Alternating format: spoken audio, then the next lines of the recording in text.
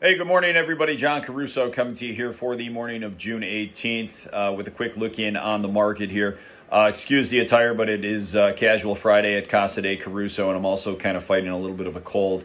That's the whole thing about the economy reopening up. Kids go to camp, kids come home from camp and bring home various illnesses and all that. So I'll push through it. But taking a look in at the market, we do have the S&P, some heavy selling pressure in the S&P and also in the Russell 2000. It is triple witching day.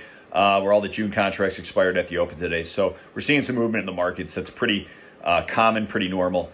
But the one thing that's kind of jumping off the page at me right now is we've got the 10-year yield back below 150. I believe we're at about 146 right now. Taking a look back at Powell's speech on Wednesday, we actually thought that he was striking a hawkish tone in terms of the talking about taper meeting. We did see a shot higher in the 10-year yields, 157, seeing them come back off. The one thing that I noticed, though, is we're getting a flattening look in the curve where we saw shorter-term rates rise faster than longer-term rates. So Powell juiced the short end of the curve. Typically, when you do start to see a flattening of the curve, that could potentially portend something ominous out there that the bond traders are seeing that they don't quite like. Are we on the brink of maybe a period of deflation here in July and August? We could be.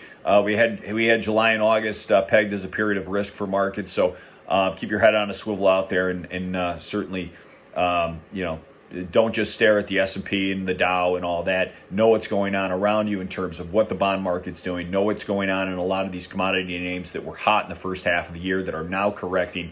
Copper, we think, could correct down along $4. We're seeing corrections in lumber, corrections in grains, big corrections in the metals too. Gold and silver are getting hit here today. Taking a look at gold and silver a little closer. The one thing I think you want to take a look at, we could be getting into the part of the cycle where some selling pressure in stocks, if that were to happen over the course of July and August, could start to become a net positive for gold and silver. We start to see that flight to safety bid start coming back in gold and silver. Why? Because you got to keep an eye on yields. What are yields doing? If yields do break down below 142, I do think that's a near-term breakdown in the 10-year yield. And typically the correlation there is, down yields, you typically see gold and silver start to outperform in that type of environment. We also do think that the economy is going to be moving into a stagflation setup in the fourth quarter this year. So start looking for some movement in gold and silver. We still might have a little more downside. Silver could certainly get hit a little bit further. Our longer-term trend line comes in at about 25, but we just ultimately think that this is a correction within a larger bullish trend for the silver market. So please keep that in mind going forward.